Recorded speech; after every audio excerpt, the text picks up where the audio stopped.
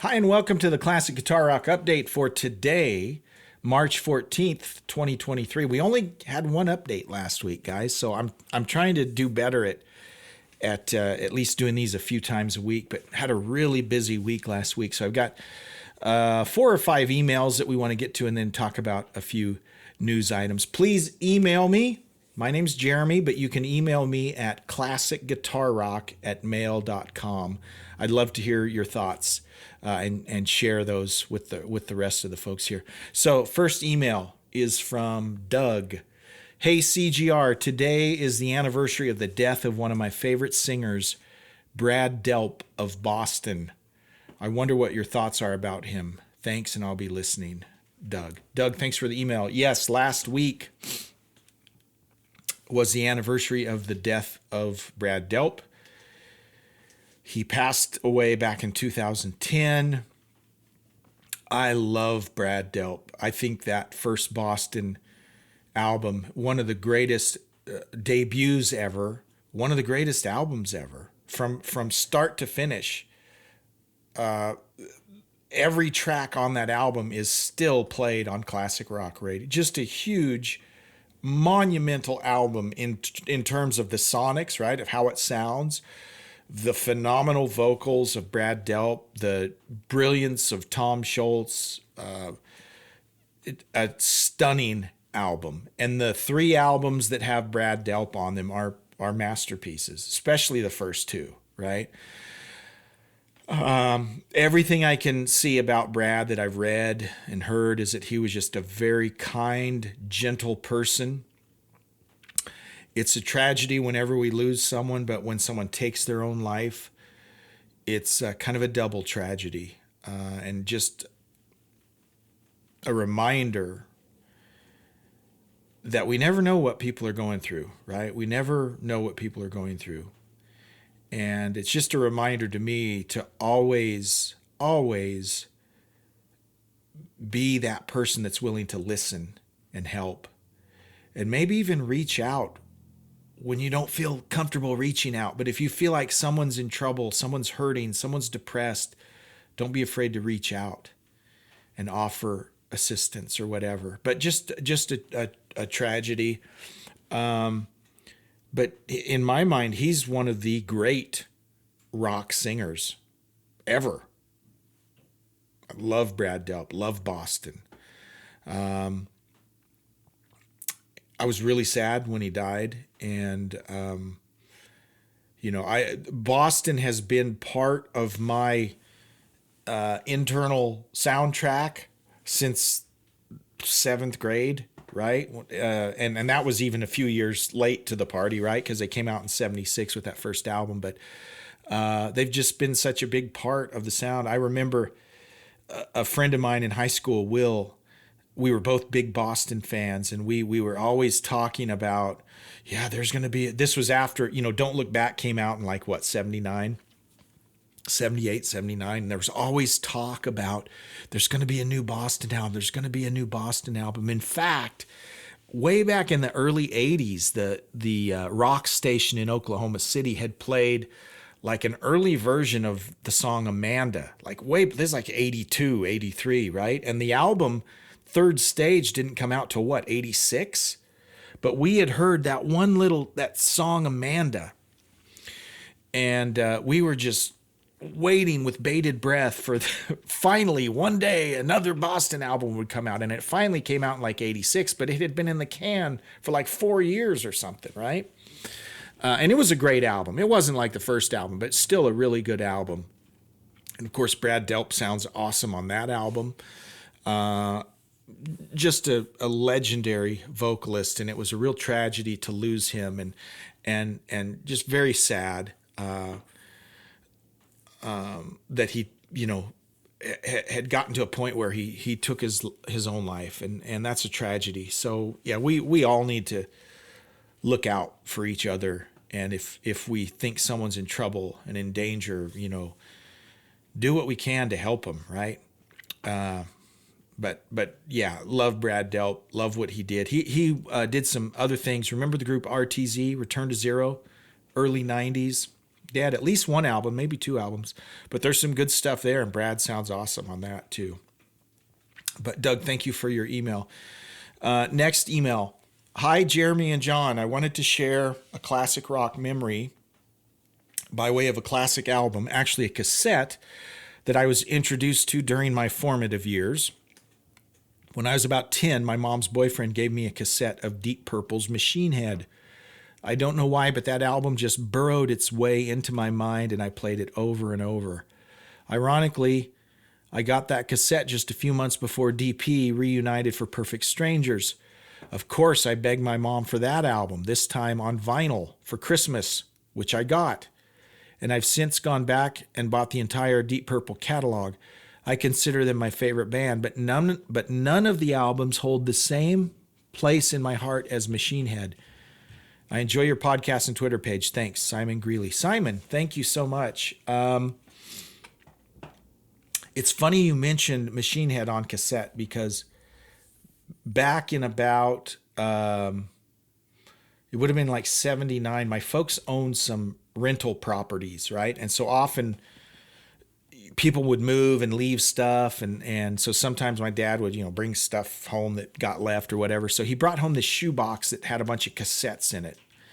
One of the cassettes was Machine Head. And one of the cassettes was Grand Funk Live.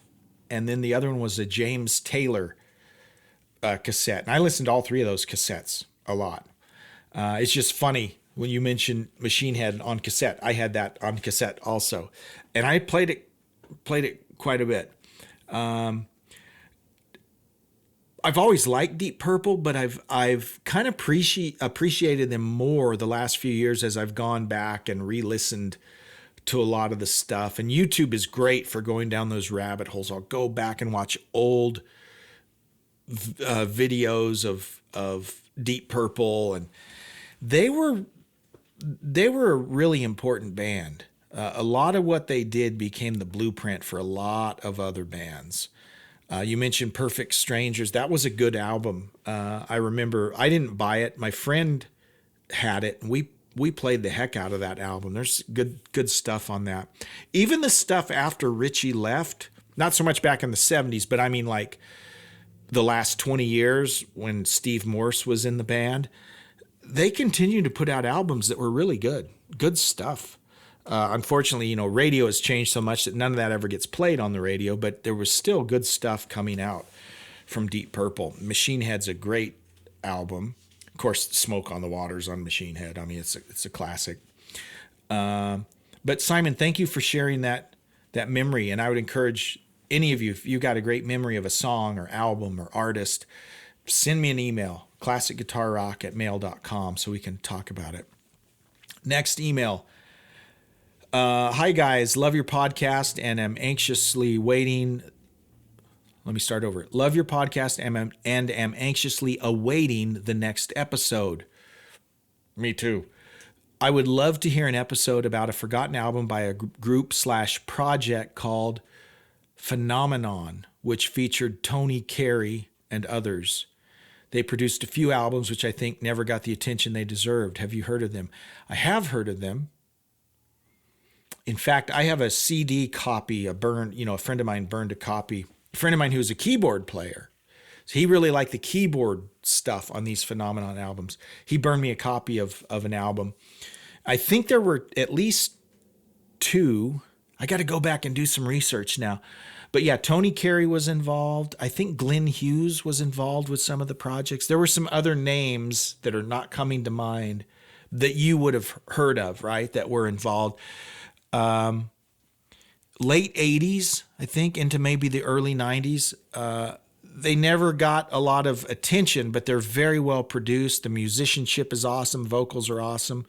Good stuff. So I'll definitely look into that. Tony Carey's an interesting figure, right? Tony Carey was in Rainbow. He had a solo album, I Won't Be Home Tonight, around 79 or 80, that got some radio play.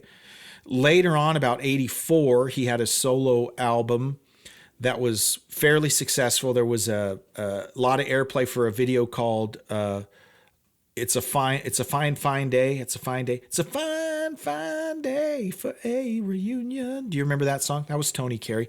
Well, in between I Won't Be Home Tonight and the Tony Carey album, the next Tony Carey album, he was involved with one of my personal favorite albums, Planet P Project. And Planet P Project actually morphed into 2 or 3 albums, but really the first one's the only one that ever really got any attention, because in the early days of MTV, remember the song Why Me? It's like 82, 83. They played that all over. You saw that video all the time. It was kind of a controversial video because it showed the astronaut's head exploding, which was kind of graphic. But it was all over MTV in the early days. It never showed the band, and the band, in fact, was Tony Carey, and I think a studio drummer. Tony Carey did everything else, keyboards, guitars, all the vocals. He might have had a stunt guitar player come in for a few things, but for the most part, it was Tony Carey.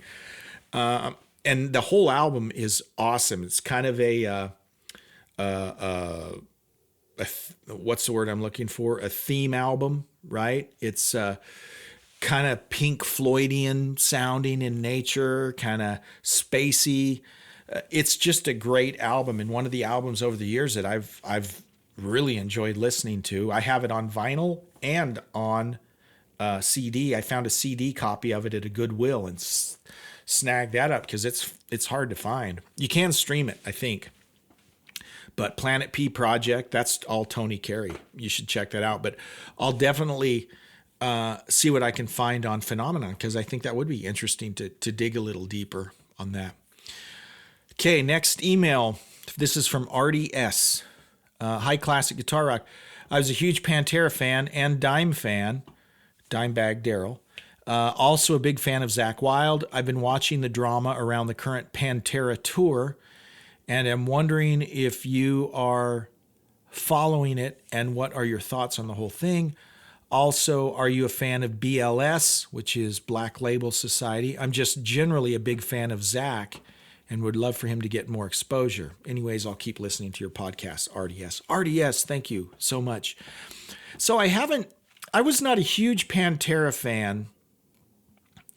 I respect him. I like Dimebag. He was a great player. Tragedy, when we lost him. He and Zakk were good buddies. So I've been reading headlines, haven't really been getting into this whole lot, but they put together this Pantera tour. Of course, Daryl died, and his brother, Vinny, has died, who was the drummer. And so they've reformulated this reunion featuring, Phil Anselmo on vocals, who was the vocalist, having Zakk play guitar, and I can't remember who's playing bass, probably the bass player from Pantera. I can't remember his name right now. So they've gone out, and so right away there was a little pushback. It's like, dude, you can't call this Pantera if the two Abbott brothers aren't even there, But they went out, and, I think to Zack's point, he's like, why wouldn't I do this? I love Pantera, and if they want me to go play as a tribute to them, Dime stuff, absolutely, I'll do that, right? And so from the beginning, there were some people that kind of had a problem with this. Then Phil Anselmo complicated matters by making some racist remarks. I don't even know what he said, but it hurt a bunch of people's feelings, and so that caused some consternation. Some venues canceled them. Again, you know how I feel about the whole cancel thing. If fans decide they don't want to go, that's great, but I hate it when someone cancels, because there's still people that might want to go see these regardless of what he said, right? Who cares? If you don't want to go see him, don't go see him, right? And I don't care what side of the political spectrum you're on, right? It applies equally. If you don't want to go see someone because of what they said, then don't. Doesn't mean we should cancel it for everyone else, because there's still an audience that might want to go see them regardless of what he said. Anyways, that's a whole nother story. So the whole Pantera thing is not really working out too well. Do I have a problem with it? No, I don't have a problem. I think everyone going to see them knows it's not, Dime's not going to be there and Vinny's not going to be there. Everyone knows that, right? And so you get past that, you're going to hear one of the great guitarists of our day, Zakk Wylde, will be playing, Dime's stuff. What's not to like? I don't have a problem with that at all. Now, the other stuff, Phil probably should just keep his mouth shut. That would make it easier for everyone, but I don't have a problem with them doing it. Now, are you a fan of Black Label Society? I have very limited exposure to Black Label Society. However, about a year and a half ago, a friend of mine calls me up and said, "Hey, I got Black Label Society tickets. You want to go with me?" I mean, a free ticket to go see Zakk Wylde. Of course I'll go. So I went, and I enjoyed Black Label Society more than I thought I would. They were pretty heavy, heavier than what I usually listen to. The opening bands were very heavy, and I wasn't really into that. Prong was one of the bands that opened. Prong and someone else. And it was just really heavy. I didn't really get into that stuff when I was younger. They weren't bad, but it was really heavy. But then Zakk came out. He put on a great show. In fact, on my YouTube channel, I even have posted some video clips from that show. I like Zakk. I'm a Zakk fan. Every time I see an interview, he just seems like a good dude, down to earth, funny, So I like him. I would love for him to get more exposure too. I think he's a great guy. I think he's a great player. So thanks for the email, Artie. Okay, last email, and it has a subject line, an observation. Ooh. Hey, Jeremy, it seems funny to me that so much of the great classic rock is British. Nothing against the British, but I just mean in terms of the size of the country compared to the U.S., they just seem to generate so much of the great classic rock. Have you ever thought about that? I guess I hadn't until right now. but you make a good point, right? When you listen to classic rock, you get on the classic rock radio station, or you get on Sirius XM, or you're listening to classic rock. Yeah, I bet at least half of it, maybe more. I don't know. You're right. A lot of it is British, and in terms of sheer numbers, that's a much smaller country than the U.S. Of course, we've got other countries too. Australia, Germany that contributes, right? Some stuff there, but to your point, for such a small country, there's a lot of it from England. That is interesting. I hadn't really thought about that. Just right off the top of my head, I want to say that the Beatles have something to do with that, right? The Beatles were so huge, and once they kicked the door open, the British invasion, right? It's like that invasion never ended, right? We just continue to have these great British bands that were part of the mix. And as I think back, many of my favorite bands were British. Deep Purple, Black Sabbath, Led Zeppelin, Queen. Yeah, a lot of them. In the U.S., we have big bands too, but it's hard for me to think of bands that were that, you got Van Halen, you got the Eagles, Southern, there's some Southern rock bands that were really big, but that is a very interesting point that so much of our classic rock is from Great Britain. We've got some great Canadian bands, Rush and Triumph and BTO, and so several of those too. But the British are coming, right? That British invasion, it's like it never ended, and thank goodness, because man, some of our best music is from Great Britain. So I never really noticed that he signed his name Yankee John. I like that, John. Thank you for your email. That's a very good point. Okay, so. Those are the emails. Please email me, classicguitarrock@mail.com. I'd love to share your email on an update. Just in terms of news, not a whole lot of news. One thing that's interesting, I'm getting this from Ultimate Classic Rock. It just went up a few hours ago. Metallica buys vinyl pressing plant to keep catalogs stocked. So again, this is from Ultimate Classic Rock. Metallica remains one of the biggest selling vinyl artists in the United States, and to keep their operation running smoothly, the Thrashers just purchased a pressing plant. The quartet has acquired a majority interest in Furnace Record Pressing in Alexandria, Virginia, which has a reputation for high-quality vinyl and has pressed more than 5 million Metallica pieces since 2014. Metallica's work with Furnace has allowed them to avoid the supply chain issues and manufacturing delays that have plagued the industry since the coronavirus pandemic. So that's awesome. Now, if I don't know what it is about vinyl, guys, and I have, back in the day when I was a teenager, I bought everything on vinyl, right? I think most of us did, a lot of us did. And then we buy cassette, and then CDs came out and we buy CDs.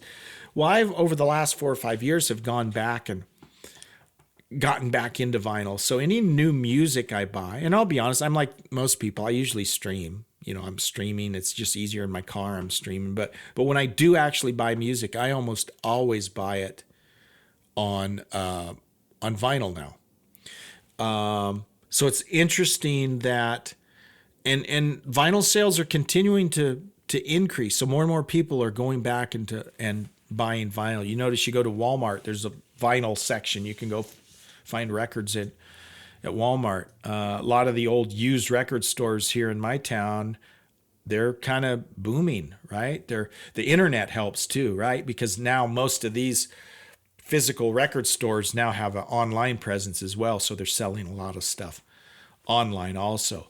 But, I bought a good turntable a few years ago. I have a cool stereo that I can listen on vinyl. And so the whole vinyl experience, there's just something about it that's a more tactile experience than streaming, right? So it's kind of cool. Plus you get the artwork. You get a night, when you stream, you don't get to look at the beautiful album. You look at a Yes album. That's art, right? You open up the album and look. I mean, that's something that kids don't get today. That whole experience. I still remember what new records smell like, right? And kids these days don't get that. So vinyl's awesome. I think that's cool that Metallica is doing that. And I hope that's an indication of things to come. I hope more bands will start to do things like that. Because I just think vinyl's cool. I think kids would get into vinyl if we give them an opportunity to let them, listen to cool old albums that we have. And the whole idea, my son loves to turn on the turntable and set the needle down and hit it and watch it come up and go. That's just a tactile experience you don't get with streaming. So that's an awesome thing. So that's really the only news update I wanted to share for you today. Thank you so much for joining, and I'd love to hear from you. Shoot me an email, classicguitarrock@mail.com. You can check us out here on YouTube also. We're also on Rumble. We're on Twitter. We're on Facebook. And, of course, the Classic Guitar Rock podcast is available on all the major podcast platforms. We'll see you on the next Classic Guitar Rock update. Take care.